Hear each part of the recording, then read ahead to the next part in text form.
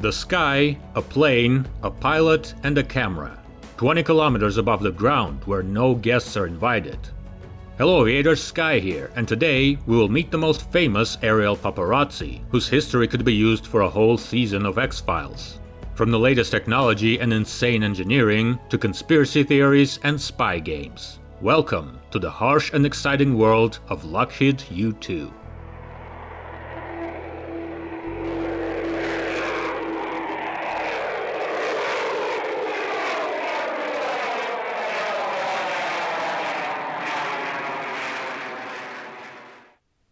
Reconnaissance has always been one of the most important tasks of military aviation since its inception. In World War I, the planes were observers first, and only later they began to shoot and bomb. World War II took the eye from above service to a new level, and with the onset of the Cold War, this work became critical. The topic was especially popular in the USA. The Soviet Union was an extremely powerful adversary, closed and full of surprises. The question, what are they doing over there, became extremely relevant, and for a long time, only aerial reconnaissance could answer it. Attempts to look began immediately after the end of the World War. This work was undertaken by the special reconnaissance modifications of bombers. At first, there were various versions of the B-29 with cameras on board. Then, they were replaced by the RB-36, modifications of the huge Convair B-36 Peacemaker strategic bombers, capable of flying over great distances and rising so high that they were out of reach for air defense systems of that time. The development of aviation did not bypass reconnaissance. Soon, the piston RB-36 gave way to the jet RB-47, which were respectively reconnaissance modifications of the Boeing B-47 Stratojet bombers. The airs were inferior in altitude, but significantly superior in speed. They flew very actively and were not shy in popping their noses and cameras where they shouldn't. However, the concept of speed was not working perfectly. While anti-aircraft artillery and piston aircraft posed no threat, and the MiG-15 could be avoided, with new machines such as the MiG-17 and MiG-19, it was a bit more difficult. The RB-47 was very difficult to shoot down, but by no means impossible. The service records began including the statistics of lost aircraft. The experience with RB-47 had led to two conclusions. First, the jet engine, although it gave high speed, was not a universal remedy. It was being chased by jet fighters, which were getting faster and faster. Secondly, these planes were modifications of bombers, large and heavy vehicles, and this was not always good for them. A new concept emerged. A specialized reconnaissance aircraft, the main advantage of which would be the flight altitude, so high that it cannot be intercepted. The search for options began. In the mid-1950s, the Allies had two high-altitude aircraft at their disposal, the English Electric Canberra and the American Martin B-57 Canberra, which was by and large a local version of the first.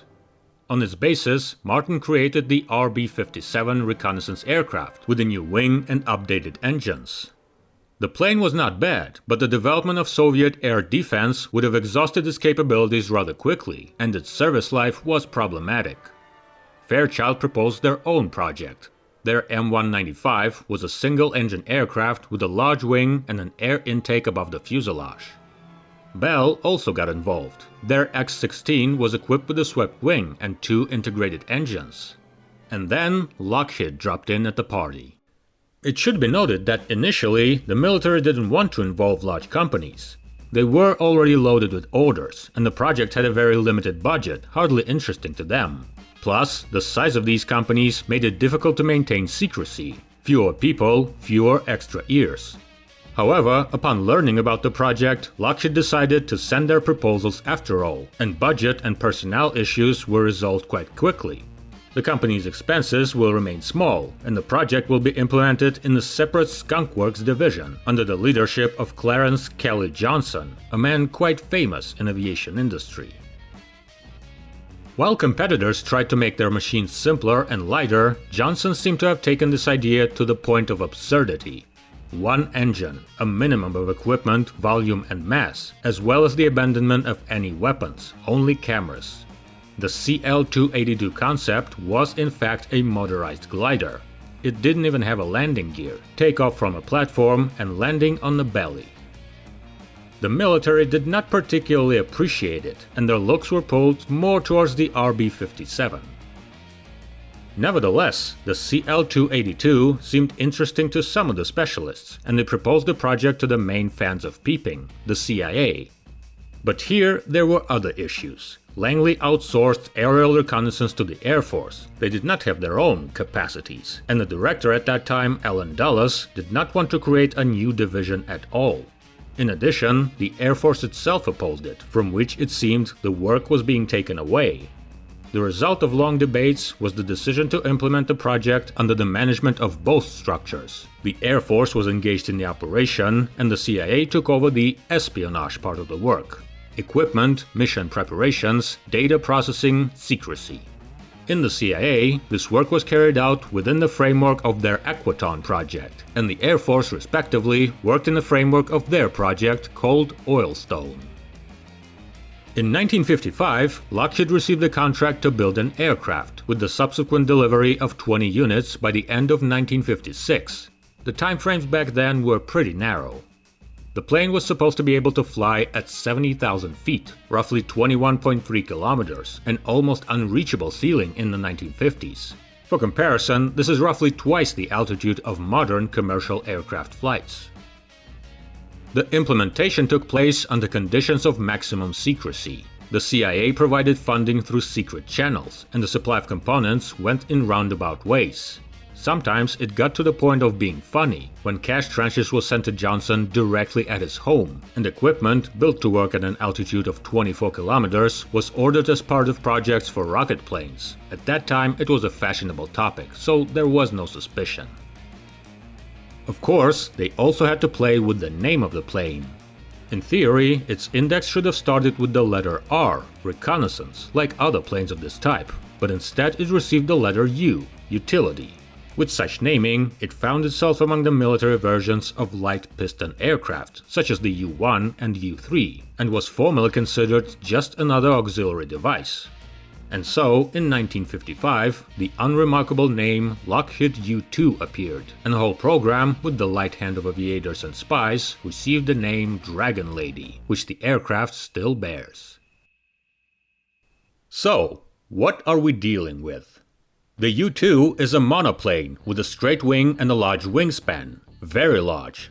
The span of the basic U-2A already exceeded 24 meters or 80 feet, and over time grew to 31 meters, 104 feet. For example, the wingspan of a modern Boeing 737-800 is slightly less than 36 meters, and that for a minute is a 170-seat airliner. The mechanization is simple, pretty big flaps, small spoilers, and long ailerons, plus two retractable air breakers on the fuselage closer to the tail.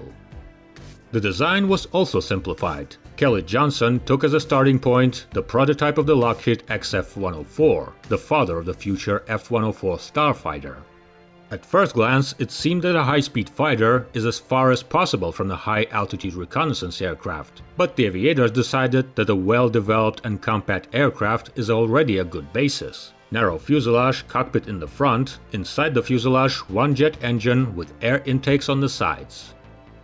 Unlike the F-104, the fuel tanks are in its wings, and where the Starfighter has tanks, some of the equipment and a gun behind the cockpit, now there is room for the main reconnaissance toolkit, shooting equipment. However, there is not a lot of space there, which became a problem for suppliers accustomed to the vastness and loads of bombers. Adapting equipment was a real battle for every pound and inch. Overheating was another problem. At operating altitude, the air is so rarefied that it cannot cool the equipment, so the compartment had to be sealed and pressurized along with the cockpit. But the work was done. The aircraft received several high-resolution cameras, which made it possible to determine objects as small as a couple of meters from an altitude of more than 20 kilometers. The U-2 in its base is a single-seat aircraft. The cockpit received both a flight control interface and reconnaissance tool controls. Despite the fact that the cockpit is pressurized, in cruise flight, the pressure corresponds to an altitude of about 8.5 kilometers or 28,000 feet. The pilots would not have survived 8-hour missions in conditions like on the summit of Mount Everest, so special flight suits were made for them. Their evolution is a whole story. from modified flight suits through special pressure suits derived from the SR-71 project to the easily recognizable pumpkin suits used on the space shuttles. Those of course were simplified, there is no need to fly into space, but still had decent functionality, complete sealing, oxygen pumps in the helmet, the ability to eat through a tube, a toilet. Over time, the U-2 also got two-seat variants. A separate second cockpit is located behind the main one. It occupies the instrument compartment, and there is no space left for cameras there, so the two-seated U-2s are limited mainly to educational purposes. The instructor sits in the front and the trainee in the back. The power plant is represented by one Pratt & Whitney J57 non-afterburning turbojet engine with a thrust of about 46 kilonewtons. But as part of the upgrades, the aircraft received more powerful Pratt & Whitney J75, and then the General Electric F-118, reaching a thrust of 81 kilonewtons. One of the problems of the U-2 power plant, like a number of other spy planes, was fuel. Conventional aviation kerosene is unstable at such altitudes and pressures, and starts to evaporate and ignite at low temperatures. Therefore, instead, a special thermostable JPTS fuel was used. The JPTS was in short supply, was delivered to foreign bases from the United States, and in practice was 3 times more expensive than conventional fuel. But there were no options. It was only years later that a cheaper solution was developed, the standard JP8 aviation fuel, with a number of additives which bring it to the required performance. The landing gear is one of the clearest examples of the radical struggle for mass of the U-2. The aircraft received a bicycle configuration gear. A front leg with a large two-wheel bogie equipped with brakes is located between the instrument compartment and the engine. The rear gear provides steering, but due to the lack of interior space, it is made very compact. A pair of small polyurethane wheels on a short leg that rotates only 6 degrees. At the same time, so that the wing doesn't touch the ground, it was also equipped with a pair of light, so-called pogo wheels, which are attached in special sockets and are held in place by the weight of the wing. As the speed increases on the takeoff run, the wing rises and these struts simply fall off. Upon landing, the wing lies down on the titanium skids integrated into the tips. The personnel policy was also unusual. The requirements were quite contradictory. Considering the spy specifics of the service, it was desirable that the pilots had no official relationship with the US Air Force. To be accepted into the team, experienced military pilots would officially quit the service and then get a job as civilians, receiving a salary in fact from the CIA. They couldn't even be called pilots. Formally, they were considered drivers. At the same time, before signing the documents and obtaining clearance, the pilots in general did not really know what kind of work awaited them. It was something like, the work is interesting, the money's good, it will be fun. The training was also not simple at all. At first, the U-2s were only single-seated, which meant that any flight could only be independent, without an instructor. The second is secrecy. They couldn't fly over populated areas, the planes would be immediately noticed. Therefore, in the early stages, test and training flights were conducted mainly at the facility called Watertown in Nevada, away from prying eyes, an unremarkable military base known as Area 51. Just you, the desert, the sky, and unidentified flying objects. In fact, most of the UFOs reported by eyewitnesses in the 1950s in this area were the U-2 aircraft, while the military and intelligence services, of course, could not explain this without violating secrecy. So the public was getting excited and the authorities were playing dumb, just as we like. The work was facilitated by the fact that there were not many people. In fact, a little over 1,000 people ever flew on the U-2, and at the beginning there were not many more of them than astronauts, a private party. The project was implemented in record time. The first flight of the U-2 prototype took place in August 1955, and it was an accidental flight. The wing created such lift that during test runs along the runway at a speed of only about 70 knots, the plane took off from the ground. Despite the many difficulties, the tests were successful, and flights were carried out within almost the entire territory of the United States. In case of emergency landings, sealed instructions were sent to airbase commanders, describing what to do if they are suddenly visited by an unknown something. The previously skeptical military were very impressed by the aircraft, and they also ordered a batch of 31 U-2s for their own needs. However, the success also had a price, and it was mainly the pilots who paid it. The U-2, let's say, is a very specific machine to fly. On the one hand, everything is cool. Takeoff is a real thrill. Just as the plane gets off the ground, it soars into the sky like a jet fighter. Except the fighter quickly goes into horizontal flight, and the U-2 rises for so long as if it's not gaining altitude but is simply flying into space. Well, you can enjoy the view from 20 kilometers. The sky at this height is already almost black, the horizon becomes slightly rounded, and if you're lucky, you can even observe the border of day and night on the surface of the Earth. Beautiful. And now, the other side of the coin. We can start with physical activity. Control was implemented using a system of cables and rods. There were no boosters. This simplified and lightened the design, but made the pilot's work more difficult. While the aircraft can be controlled without problems during cruise flight, at low altitude stages in a dense atmosphere, the sensitive ailerons become terribly tight. The plane has a tendency to yaw, a little pressure drops or wind, and it starts to wiggle. A cherry on the cake is turbulence, which for such an aircraft is not harmless shaking anymore. This is one of the reasons why the U-2 pilots hate flying over high mountains. Sit and watch the flight, maintaining the cruise speed at about 410 knots, approximately 760 km per hour. Pilots of conventional aircraft have to maintain optimal flight speeds, do not exceed the maximum, and do not fly too slowly, normal practice. Except when flying on the U-2, especially on early versions, the gap between the maximum and minimum was only a couple dozen kilometers per hour, and the pilot had to be alert. If you fall out of this gap, you risk destroying the plane, and yourself with it. Even with an autopilot, this is not an easy task. Flying the Dragon Lady is called a dance with a dragon. Awesome, beautiful and advanced, but a dragon.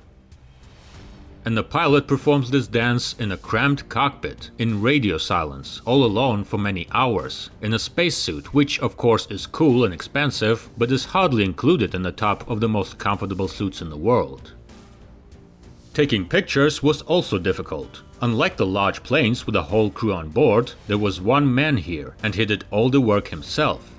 And of course, anything interesting below was not in the cozy fields next to your airbase, but somewhere in the closed airspace in Kazakhstan, where in general no one invited the American.